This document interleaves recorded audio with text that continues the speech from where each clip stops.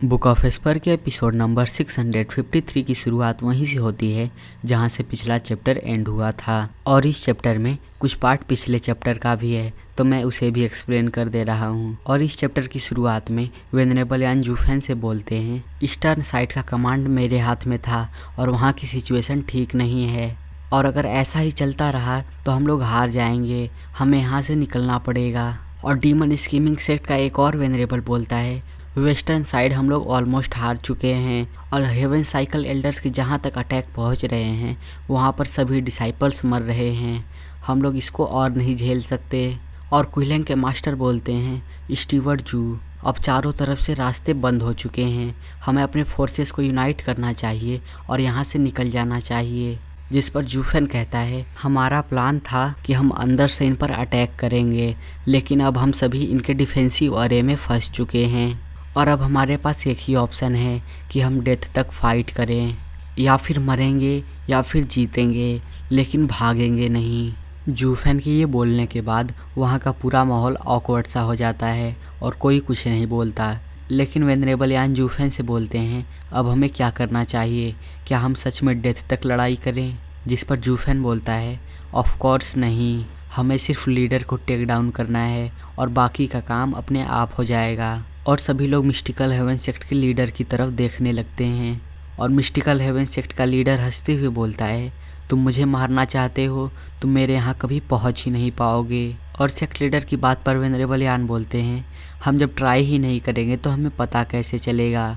और वेनरेबल यान सभी को इनकरेज करते हुए कहते हैं, ब्रदर्स इस बुढ़े पर अटैक करो और इसे मार डालो, और अगर हम लोग अगले दिन का सूरज देखना चाहते हैं तो हमें इसे मारना ही पड़ेगा। और सेक्ट लीडर पर अटैक करने के लिए डीमन स्कीमिंग सेक्ट की फोर्स उसकी तरफ बढ़ने लगती है और अपने सेक्ट लीडर को खतरे में देखकर मिस्टिकल हेवन सेक्ट के लोग बोलते हैं, जल्दी करो और सेक्ट लीडर को सपोर्ट करो। और इतने सारे लोगों को अपनी तरफ बढ़ता हुआ देखकर सेक्ट लीडर भी घबरा जाता है और वो घबराते हुए सोचता है, मैं इथेरियल स्टेज की 8th लेयर पर हूँ, लेकिन फिर भी अगर इतने सारे मास्टर्स मेरे ऊपर अटैक करेंगे तो मैं इसे झेल नहीं पाऊँगा।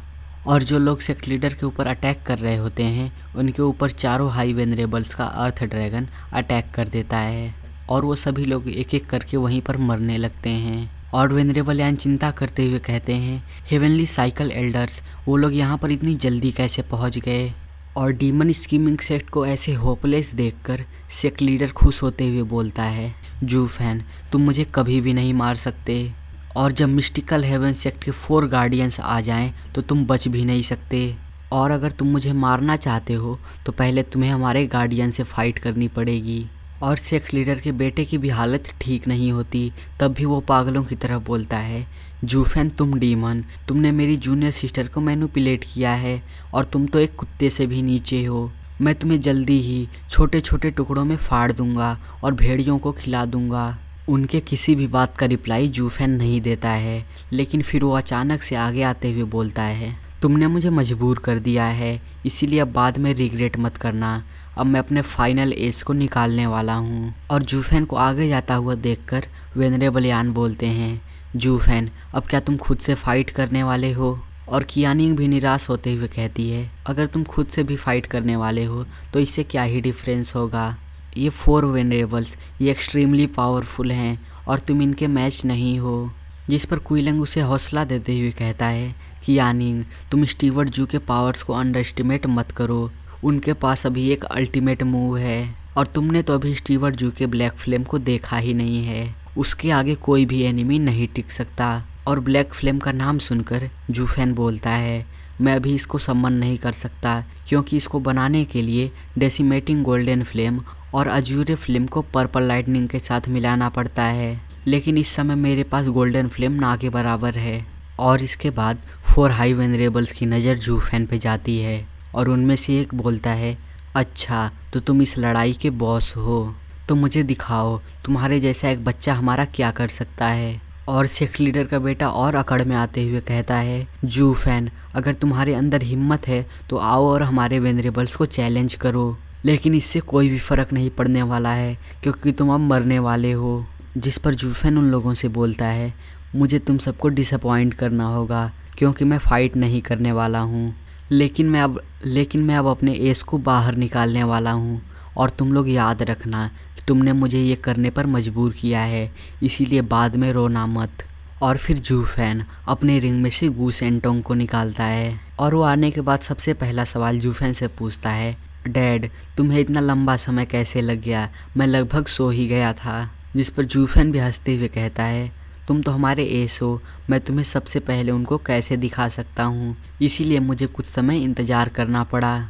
और एक छोटे से बच्चे को देखकर वेनरेबल यान बोलते हैं, ये क्या चीज़ है और तुमने एक बच्चे को क्यों बाहर निकाला है, और क्या तुम इसको हमारा एस बता रहे हो? जिस पर जूफेन बोलता है, एग्जैक्टली ये हमारा एस है और मैं इसका फादर हूँ, इसलिए मेरा सन मेरा सबसे बड़ा एस है। और मिस्टिकल हेवन सेक्ट कान खोल के सुन लो, अब तुम्हें मुझे मारने से पहले मेरे बेटे से गुजरना होगा। और छोटे से बच्चे को देखकर मिस्टिकल हेवन सेक्ट भी शौक में चला जाता है और सेक्ट लीडर एक छोटे से बच्चे को देखकर बोलता है, जूफेन मैंने तुम्हारे बारे में बहुत सुना है और तुमने डबल ड्रैगन गैदरिंग में अपना बहुत नाम बनाया है, लेकिन अंत में अब तुम एक बच्चे के पीछे छुप रहे हो। तुमने तो मेरी सच में आंखें खोल दी। और ये बोलने के बाद सेक्ट लीडर हंसने लगता है, लेकिन शायद ये लोग अभी इस मॉन्स्टर का पावर नहीं जानते। और क्विलेंग के मास्टर भी जूफेन से बोलते हैं, स्टीवर्ट जू हम लोग रस्सी के अंत छोर पर हैं और इस बच्चे के हाथ में सब कुछ छोड़ना, इससे अच्छा तो फाइट करते हुए मरना है। और क्या तुम इस बच्चे को बाहर निकाल के एनिमीज की सिंपैथी ले रहे हो?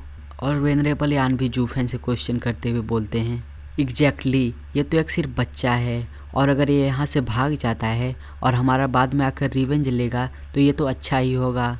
और तुम्हें इस बच्चे से ज़बरदस्ती लड़ाई करवाने की कोई भी ज़रूरत नहीं है और ये उम्मीद देना भी बेकार है कि ये बच्चा हमें जितवाएगा।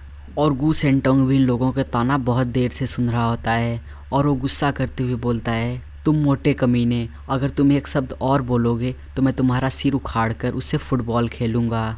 तभी गू सेंटोंग के सिर को कोई टच करता है, जिस पर गू सेंटोंग इरिटेट होते हुए कहता है, ये यंग मास्टर परेशान हो जाता है जब कोई लोग इसे टच करते हैं। लेकिन फिर वो सामने देखता है और सामने सिस्टर किंगचेन उसको टच करके बोलती है, क्या तुम यंग सांजी हो, अब हमारी सेफ्टी तुम्हारे हाथों में है। और सिस्टर किंगचेन को देखकर गू सेंटोंग एक क्यूट सा चेहरा बनाता है और जूफेन से बोलता है, डैड क्या ये लेजेंडरी फेरी है?